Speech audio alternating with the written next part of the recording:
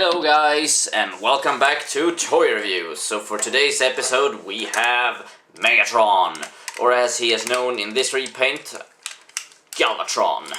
Now, this guy has to be my favorite incarnation of Megatron slash Galvatron. I'm just gonna call him Megatron during the video, but well, this is probably my favorite incarnation of Megatron of all time.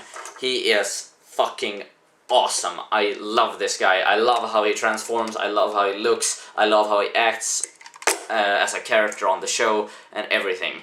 We'll get more into that later, but let's just talk about the toy. Put these away for now. He comes with his Minicon, Leader 1, who is fairly easy to transform. There we go. He's a pretty cool Minicon. I love him. He has a really grim face. I don't know if you can see the detail in here, but his face is pretty grim. As he was on the show. He fucking, when Megatron used him the first time, he blasted the fuck out of their headquarters and shit. God, Leader 1 is a scary Minicon, to be honest. Yeah, let's just transform him back for now, because we're gonna need him in his vehicle form. There we go. Put him away for now. So, Megatron, in his vehicle form, he is, I think, this is a tank, obviously, but I'm pretty sure it's a Russian model, if I know my tanks right. Well, anyway, he has a fuck ton of Minicon ports, this guy. You can pop this thing here, and you can, I brought these other Minicons as for demonstration purposes, so you can put a Minicon on this port and slide him in there, and there we go. You can press this button and it will deploy all these. Come on, there we go, boom, and he has Minicon ports on each of these. You can fold up these panels from the side, you can fold these up and you have Minicon ports. You have two of them on the top of the tank, and you have one on the side here and one on the top here. You have Minicon ports basically everywhere on this guy. Because, well, as you know, Megatron, his power hunger, or thirst for power, never stops. He is a relentless son of a bitch, and he will stop at nothing to achieve ultimate power. Just get him. Now, I'm not using all the Minicon ports now, but just to give you some perspective of how many Minicons this sucker can carry. There we go, look at this shit. I don't want to mess with this guy in his normal state, but when his power is boosted by this much, I really don't want to get in his way. Because if you remember, oh shit, there we go. That thing's down, okay. If you remember the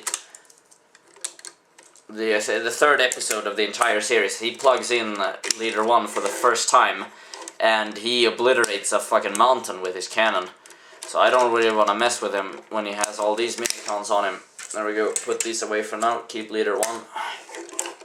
So, as for functions, when it comes to vehicle mode, as I said, you can deploy this ramp, which I'm guessing could be some kind of artillery piece. I'm not really sure, but there's a Minicon port on here, and there's a Minicon port on the other side, so you can really just have two Minicons, one on either side. But yeah, this thing pops up, as I showed you earlier. He has these folders, his arms go in here, but we'll get into that later. Here is a little interesting piece. Here is sort of like a Minicon prison. I guess there aren't many Minicons that fit in there. I don't even think Leader 1 can fit in there because of his cannons. But yeah, you can basically store stuff in there, fold it up. This is a little broke because it doesn't really fold in vertically. It just, yeah, it's really annoying. But here is a really interesting port. If you pull this out and open it up, there we go. A little Minicon prison on the side. Oh yeah, boy. As for further functions, you have his horns in the front. I guess these are bendable, I guess, for capturing Minicons on the run. Then if you plug in, oh shit, there we go. If you plug in a Minicon on the top port here, slide him back on the side, it will deploy the anti-artillery piece. There we go. Beautiful. This thing launches missiles as well. There we go. Not a lot of power in those, but they do launch in a spectacular way. You have his main cannon, which it bends quite far up, actually, but it has a missile function as well. Boom. There we go. So, as for, let me just go get those for you.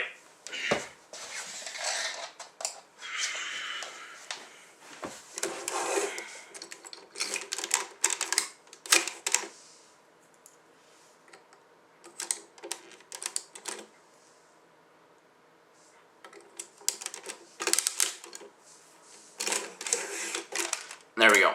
As for his transformation,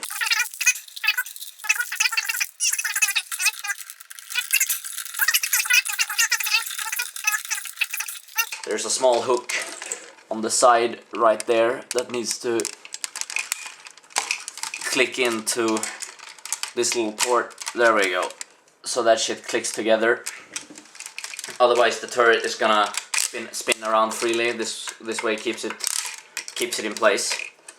Now you fold out these and you take out the arms. And behold the might of Galvatron. Now, as I said, he has tons of minicon ports. On the show, Leader 1 goes over here in the back, boosting his cannon, and he can blast the shit out of the Autobots with this damn thing. Imagine having a tank cannon as a hip blaster. That would be freaking awesome. You have this little function, which is actually part of his vehicle mode. He has a small blast shield that, come on, get up there. There we go, that pops up to protect his face. But that's only to really hide his face in vehicle mode. He has a really grim looking, stern looking face. I like it. He's a bad boy, this guy. Really like this piece. If you have the money and the time, pick this up. It's a great piece. It blends well together with Optimus on the shelf for obvious reasons. But yeah, I actually managed, when we're on the subject of Optimus, I actually managed to find his minicon. Here is Sparkplug. It's a small yellow Lamborghini car. Really beautiful. Easy to attach to basically any minicon port because it doesn't have any things sticking out of him like runway. But yeah. So that's basically everything Galvatron had. He has a small function here and another minicon port on each of his gauntlets. But here is a small function. If you can attach a minicon and do this, but it's just easier if you use your fingers. You can slide this forward and bam, comes out a little knife, which he actually uses on the show's very last episode. But well, spoilers. You really have to blame yourself if you haven't watched the show. The damn thing came out in 2004. The toy line came out in 2004, I believe, but somewhere around there, I can't really remember. But yeah, that's basically everything Galvatron had to offer you. It's a great piece. I love it. Oh lord, I love this fucking guy. I love his tank threads, and just everything is bulky about him. He has a third mode actually, which I almost forgot. If you pull up his entire upper body section, lift his arms, he can twist the entire turret thing around at the front. Drop that down. There we go. And then you fold everything forward. This is why I'm a little disappointed that this thing doesn't point all the way forward, but screw it. And then you point Leader 1's small cannons forward as well. Now this thing is pretty clunky, but the lever back there with the little hook is supposed to make this entire thing spin around, but well, it's a little clunky, so you can basically just use your hands for it instead. But yeah, in the show he calls this full fire mode or something like that. I can't remember in the English version, but in the Swedish version it's full fire mode, at least. So he basically spins this shit around and blasts the fuck out of everything in sight. This sure is a sight.